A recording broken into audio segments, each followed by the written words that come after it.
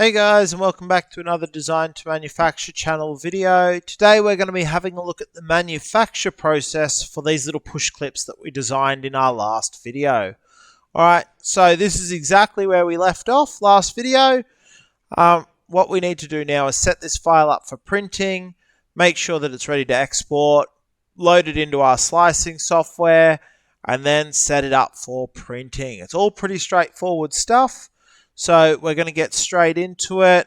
Please guys, make sure you like and subscribe as well. Alright, that way I can keep getting out these videos and getting this stuff done for you guys. Alrighty, so without further ado, let's get into it. We're going to, really quickly, we are going to delete that joint that we did at the end of the last video so you could see the relationship of these two. So we don't want that or need that for setting this file up for printing. Alright. Turning off our analysis, we can see how everything's sitting. We want to make sure that obviously both bases are aligned, so that way when we export this file, that both of these objects come out on the same plane and it doesn't end up printing any supports underneath it. That's a big issue that I've seen in some files that I've come across in the past, is not having things aligned. If you're not sure how to do an alignment, go check out my short on alignment using the aligning tool in Fusion 360. Super handy tool to use. So there's a couple of ways we can do this. As I was alluding to, I want to export both of these together because I'm never not going to need a male component without a female component. So pretty much what I would do to do that is I go up here and we export this.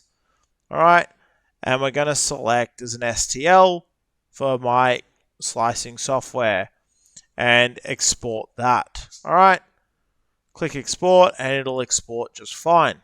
Now if you only did want to do one, you can right click on each of these component bodies, alright, and you can save it as a mesh. And what that will do is that will save whatever body you've selected as an STL with the unit type that you've drawn it in, and then you can, and it will export it. Alright, hit OK and it will export one component at a time. That's super handy as well to know if you've got a large component drawing and you want to print off or set up separate parts for printing. But as I said, these two are always going to be printed as a pair for me, so I'm just going to keep them together. Alrighty, so we're going to jump into Cura now. Well, Cura is the software that I have my Ender 3 Pro set up on. You can see it's already set up on the build plate. I've got one of these. I'm just going to quickly rotate my model. I want to align it with the build plate using this tool, the select face to align with build plate. And then I like to move mine in that front right hand corner for printing. Makes my life a lot easier seeing it. Alright, now you can see that this takes up bugger all space in our build plate. Alright, so obviously I could print significantly more of these if I wanted to. I could have probably at least 50 sets of these going at once if I wanted to, I'd say, judging by the standard build plate size that I have. Alright, but again, for now, I'm just showing you guys the setup that I've run for these ones. So that way, I can show you my settings, which are pretty basic. Alright, you can see I'm set up as an Ender 3 Pro, generic PLA, 4.4mm nozzle, standard across the board. Standard quality, 15% infill. Alright, supports are on, but it will not generate any really for this. And I've also got my brain is fading. I've got a Brim on as well. Alright, that's the word I was looking for. So I've got a Brim on, mainly because they're small components, and secondly because I'm printing this on my Ender 3 Pro. It's got one of those glass plates, glass build plates, and I found that without a Brim, components do get a little bit unstuck on it, especially if you're not using any glues or anything on the build plate, which I usually try to avoid because it saves cleaning later on for me. So a Brim works nicely for me. Alright, I've also got it set up for tree support, so we'll see if there are any. I don't think there is that'll generate on this due to the small size and nature, but we'll find out very shortly. Obviously, everything's set up normally. I've got this set up at 70 millimeters a second. You can see that is very slow. That's for my printer, all right? My Creality Ender 3 Pro, I've found, takes about 4 times as long as the Bamboo Labs one that I use otherwise, the P1S. All right.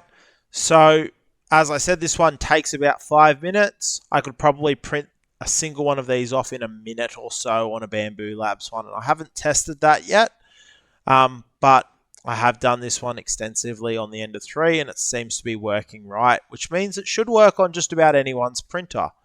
All right. So, again, infill's in at 15% and trihexagon. All right, I'm just running a 2 wall count, all right, with a wall thickness of 0.8. And that is basically all of the settings. Hit slice, see, 6 minutes, 0 grams, 0.14 meters of plastic. This little clip uses bugger all right? And for what it uses, it's quite good at what it does. So we'll have a look. Let's have a look and see if there's any supports that have been generated. No supports on any of their overhangs, just purely based on the size, which means this print has pretty much no waste. And again, I've printed this off a few times now, and I have not had any failures. So that's really, really handy to know. Really, really easy to print. All right, I'm going to cut to a little demonstration of the printer in action. You can see my printer working and its speed. I'll speed it up for you guys so you're not watching it for 6 minutes going backwards and forwards. And a little... So hopefully you're seeing that now.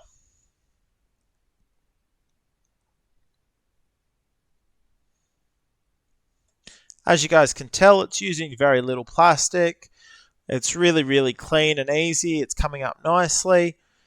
And once it is done, you should be able to see that it snaps together fairly well. All right, it's a little bit hard on that first snap. I apologize.